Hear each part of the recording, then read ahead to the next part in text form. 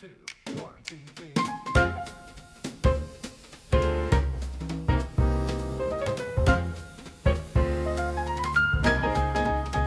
Charlie had a story, a tale. Welcome back to the Munn Avenue Muse, the podcast where we dive deep with authors, storytellers, and creators who use words to change lives.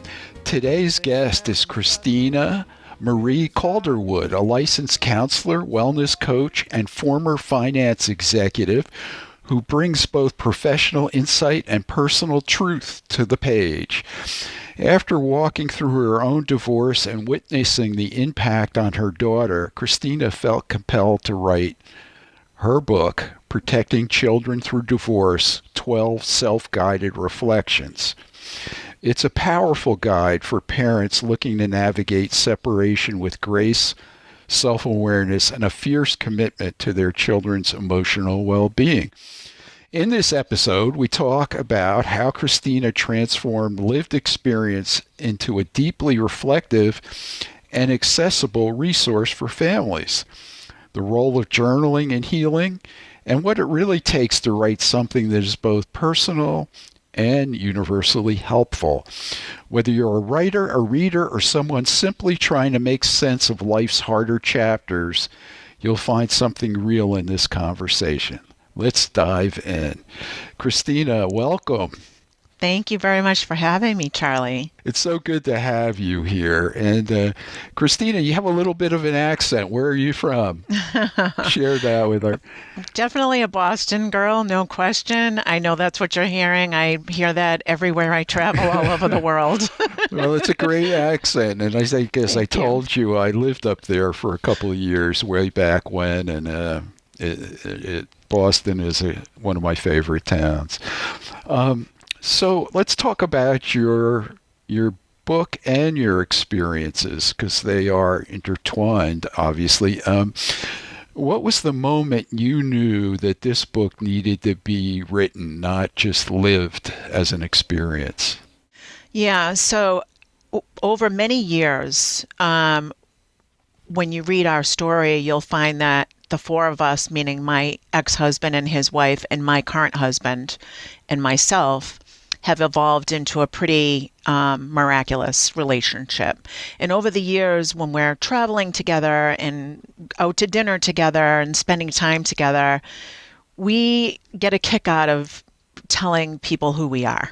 So rather than saying our friends, we say, well, this is my ex-husband and his wife. And it's fun to get the rise out of people, right? And so for years, people have just said to us, you need to write a book. You need to write a book on this. This is incredible to see you guys where you are, to see you hugging and you know, like a true family. You should write a book. And so for a really long time, I thought about doing it. It's not an easy process, as we all know. And so the pen hit the paper many times, many times, over and over again. And I threw away a lot of pieces in the trash and tried again and shut the laptop and opened the laptop and eventually got to where I needed to be. It probably took about 12 to 15 years for me to really decide to get to where I am today. Yeah. So how does that feel? Amazing. It's amazing. I'm very excited to share it with the world, quite honestly. The focus was really to just help people. I mean, I made a lot of mistakes and I learned a lot of things through my process. And, you know, not everybody will get to where we got to. You know, that's a fact. But I'm hoping that I can just help people along the way in any possible way, you know, to help their children through the process especially. Yeah. Well, the way you do it is very interesting because you blend memoir, therapeutic advice, and journaling prompts seamlessly. How did you come up with that? You know, that definitely happened organically along the way, right? I had this vision, and the vision was really just, I want this to help as many people as possible. So as the book was unfolding and I continued to write and rewrite and write and rewrite some more, it kind of organically morphed into this, me putting some of my clinical experience in there as well as my lived experience. And the focus initially was, trying to co-parent well. And that's still a lot of the focus, but the largest focus of the book really became, self-reflecting on how you can help your children through the process, right? Because both sides of my story, I've lived both sides, right? I've lived watching my current husband go through a lot through his divorce and his children suffering, and then myself going through our divorce, and the suffering was the same, no doubt. The feelings and the emotions and everything were the same, but my ex-husband and I were able to find a way to really put our daughter at the forefront of all of it and really try and keep the adult emotions out of her life. And so that kind of became the largest focus of the book. And that's how I ended up with the self-reflecting, because in therapy, we do a lot of self-reflecting with, each other to try and really focus on, are we really doing what's best, right? And that's not easy to do when you're in emotional turmoil. So Right. that's where but it organically kind of morphed in that direction really over time.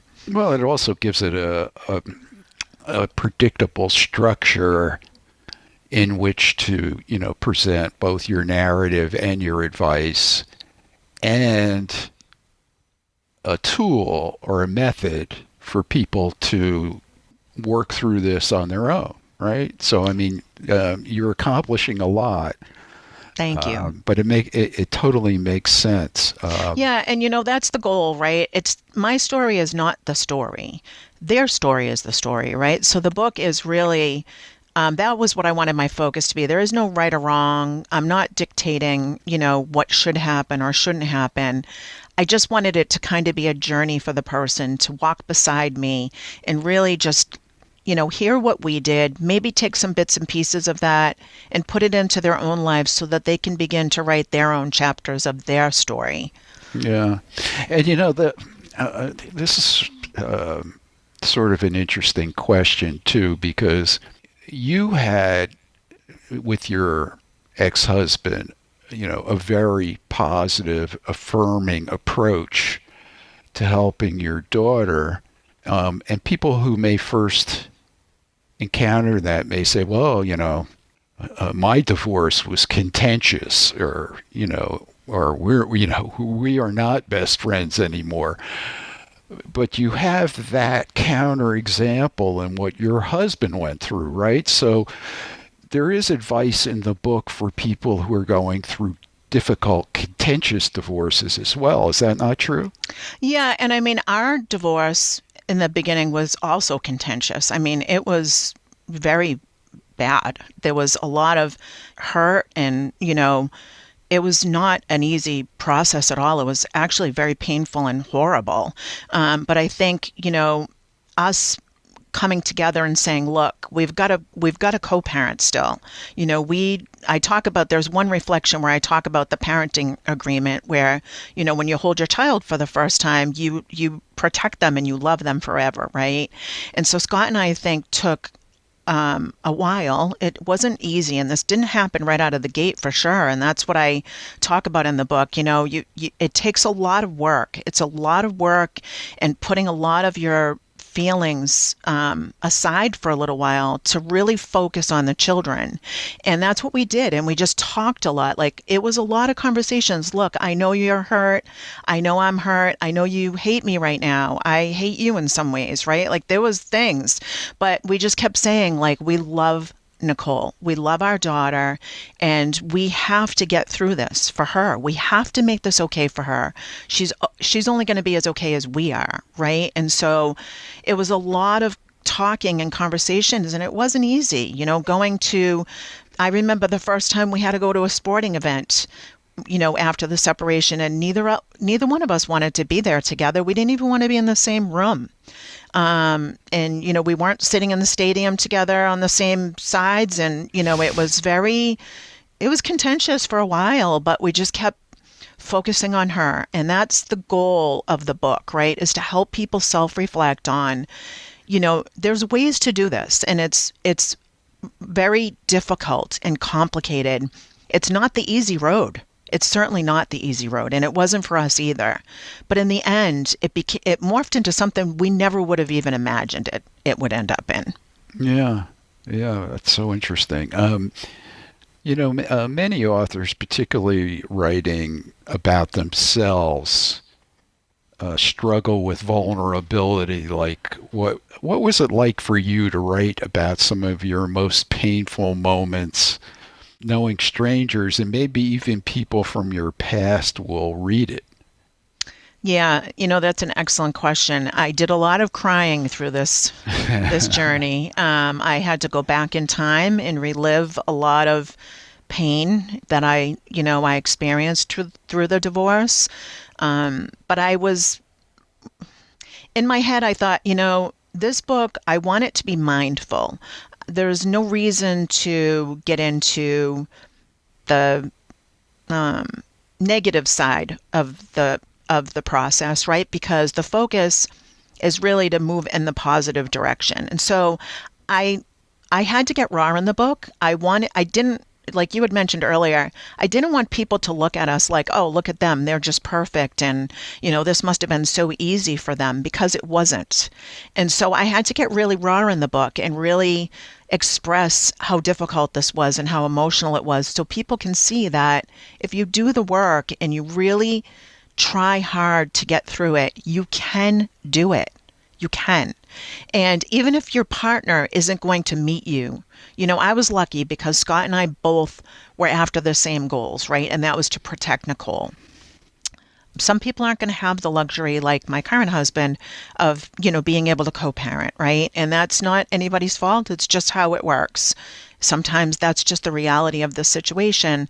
But the bottom line is you can still protect the children, no matter what. And maybe it's only you that's doing that. And that's okay, because at the end, they'll feel that. They'll know that, Yeah, and it's the fact that you had that shared goal.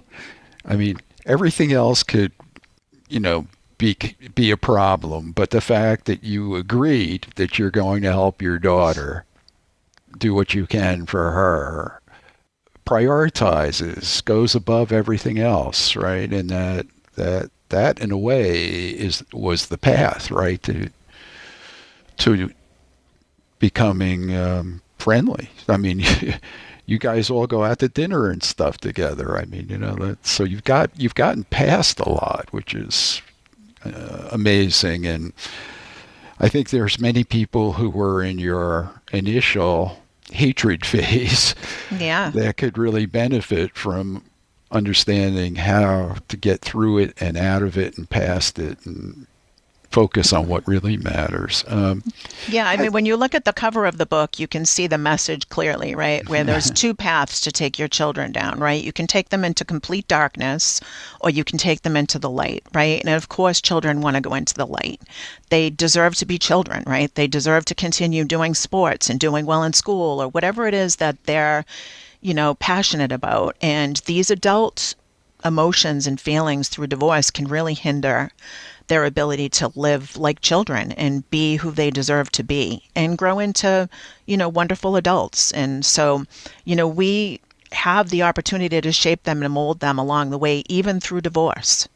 Yeah, yeah. I've had a number of divorces in my family, and some of which were contentious. Not me, but siblings.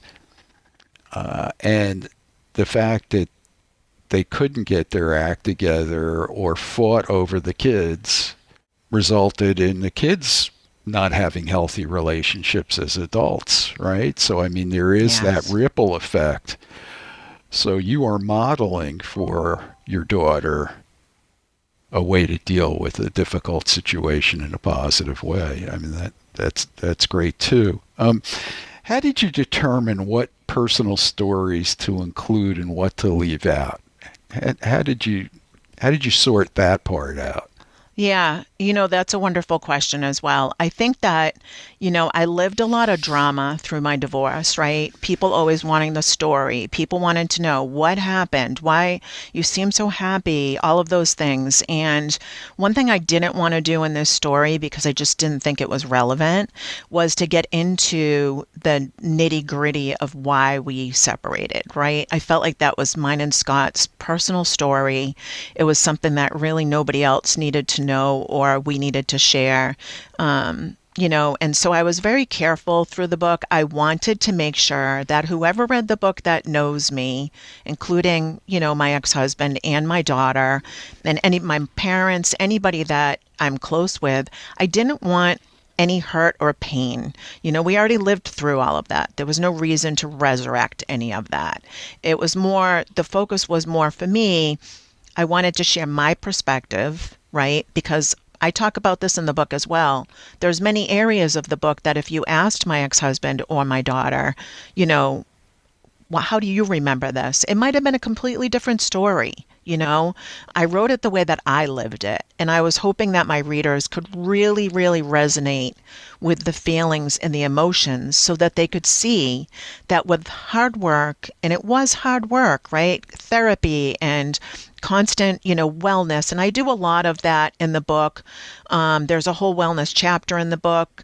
But, allowing the space for people to just relate. That's what I wanted. I didn't want the dramatics of it because the dramatics, everybody's living that. And part of this process is letting the drama go, right?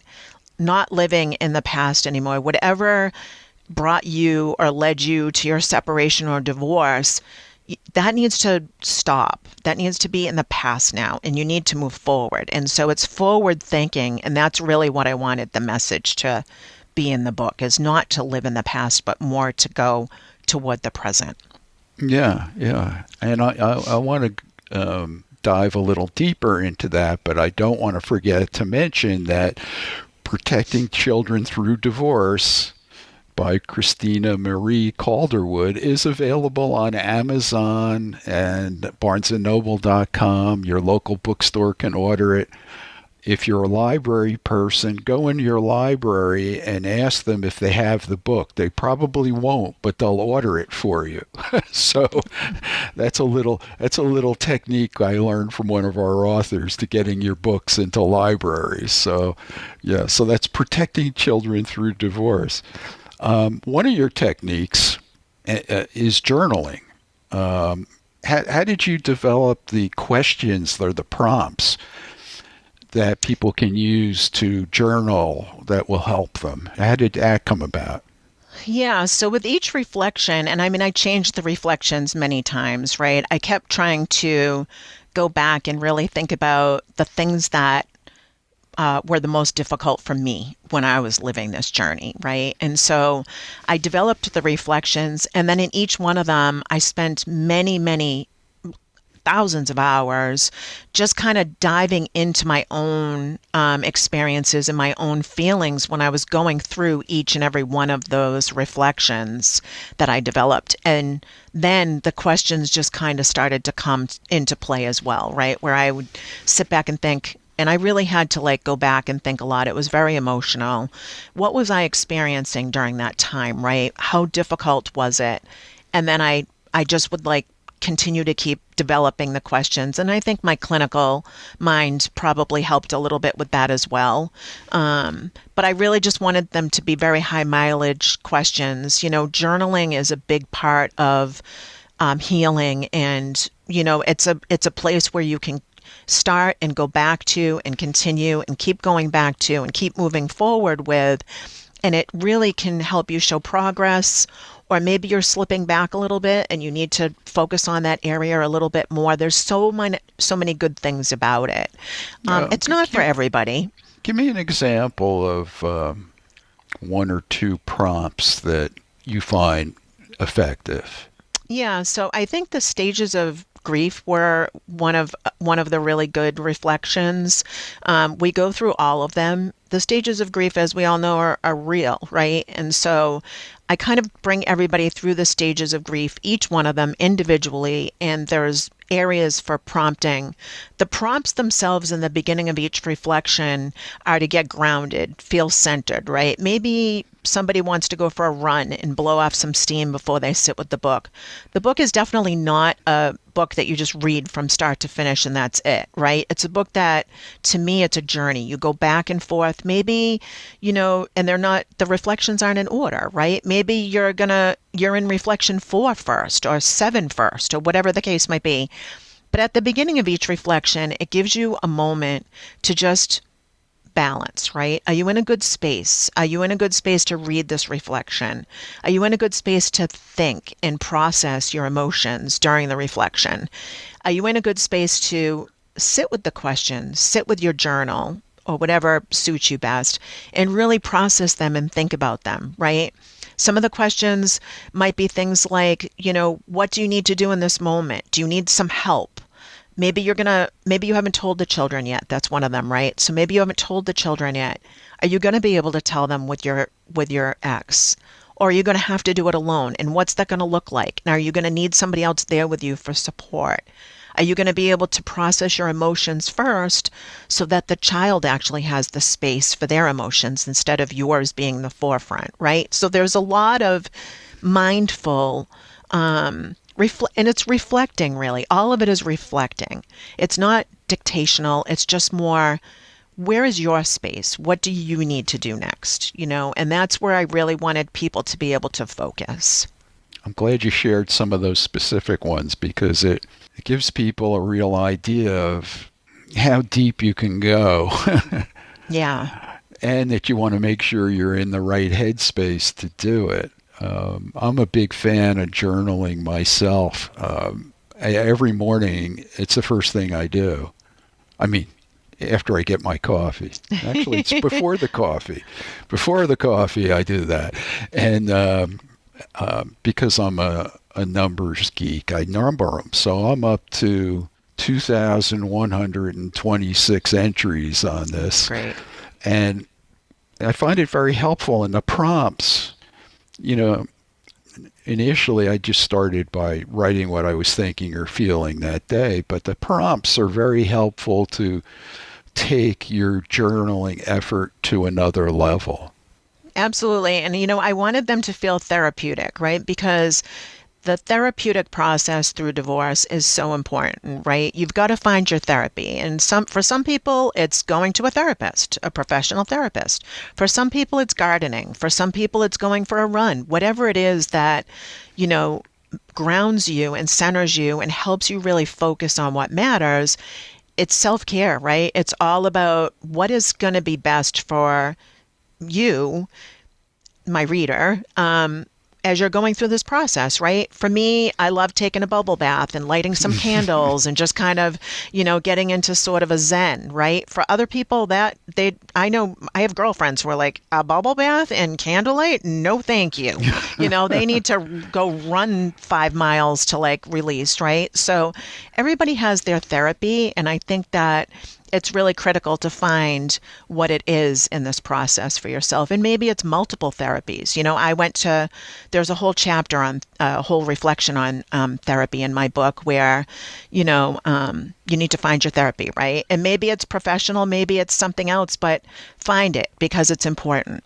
Well, It'll help lead you. Yeah, let me ask you a challenge question about that. This is getting into it a little further, which is somebody says, oh, well, my therapy is running. Is that really therapy or is it just a distraction? In other words, you're not really, even like meditation, it's a great thing.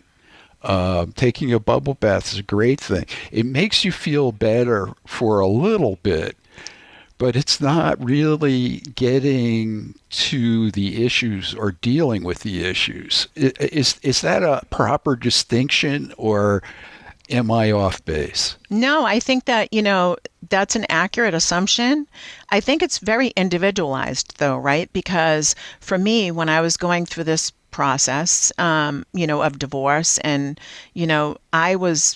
it was difficult for me. I had never lived alone in my entire life. I went from my parents to Scott to alone at 38 years old. I had never lived alone in my entire life. My Nicole was just turning 16 when this happened, and 2 years later, she went off to college, and I was really alone, right? So therapy for me was a professional, which I did for about 3 years, but it was also I didn't feel I was masking anything when I was taking that bubble bath and lighting some candles and just unwinding.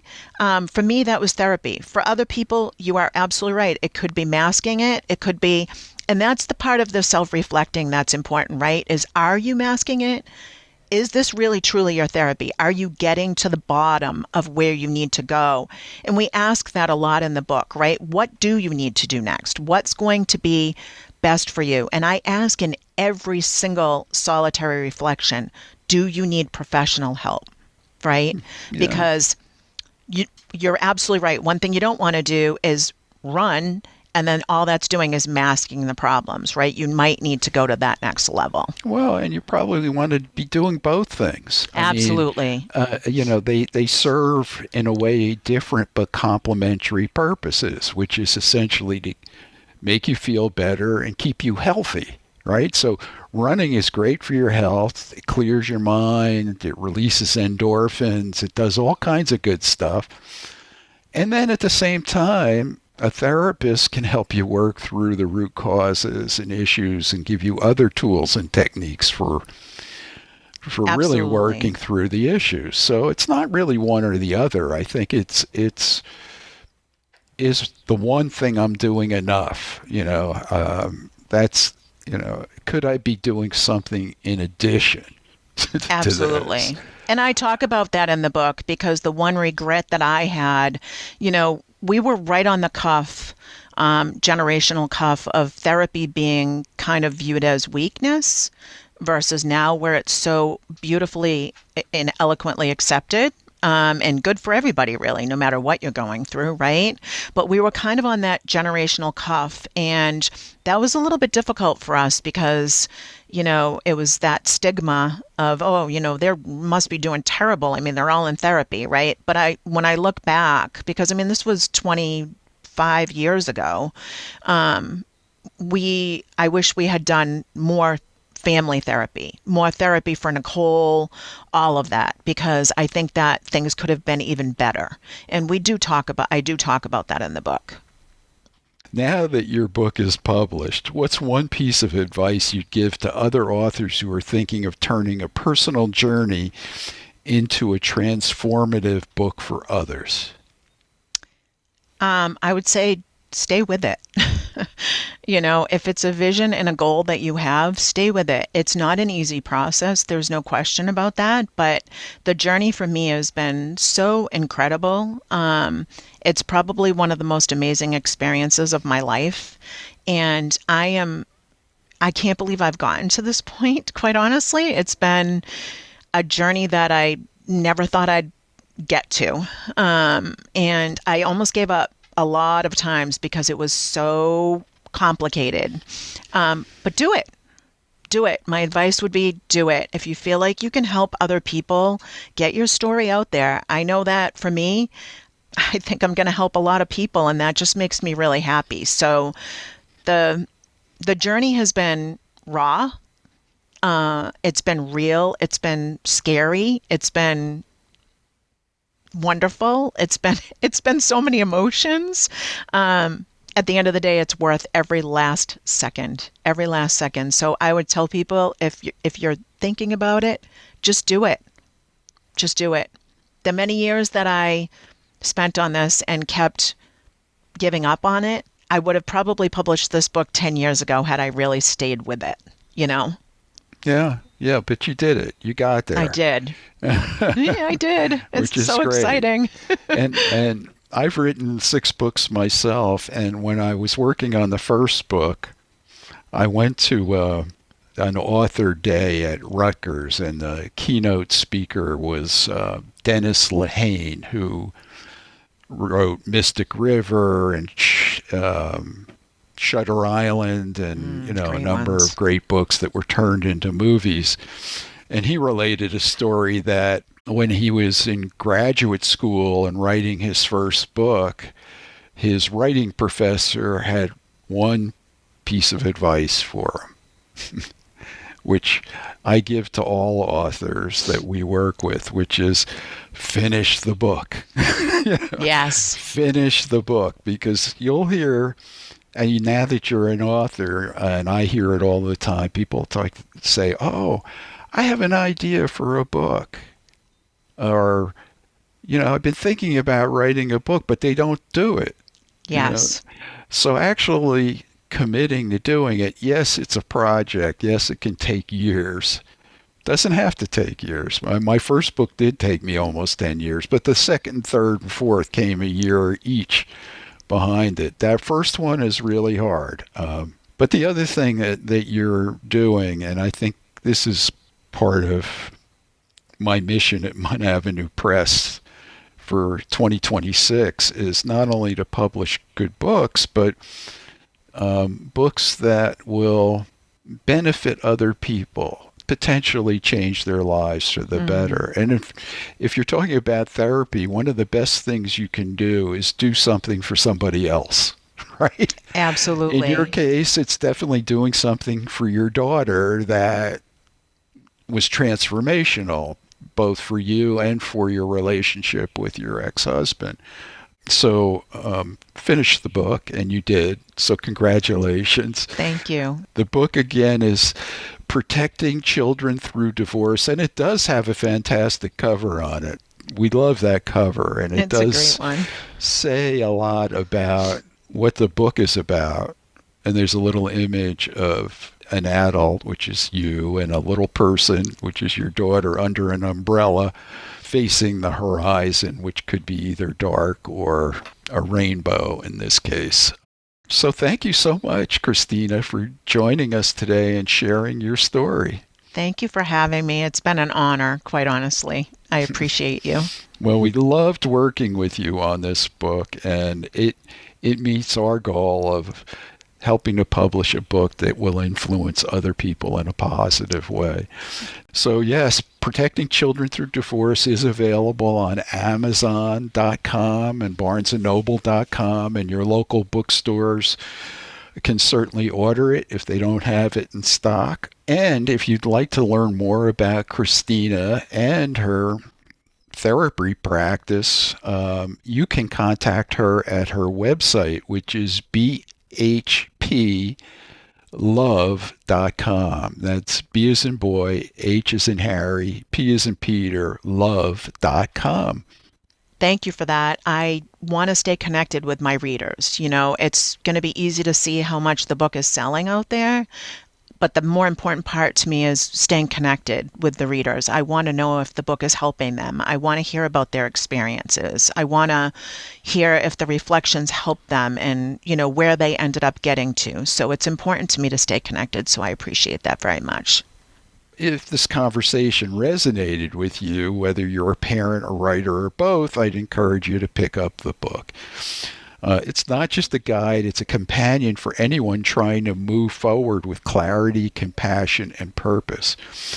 And if you have a book project or a book in mind and you just want to talk about it, you can contact me at MunAvenuePress.com, and do subscribe to the Mun Avenue Muse podcast. We're on Substack, YouTube, Spotify, and Apple.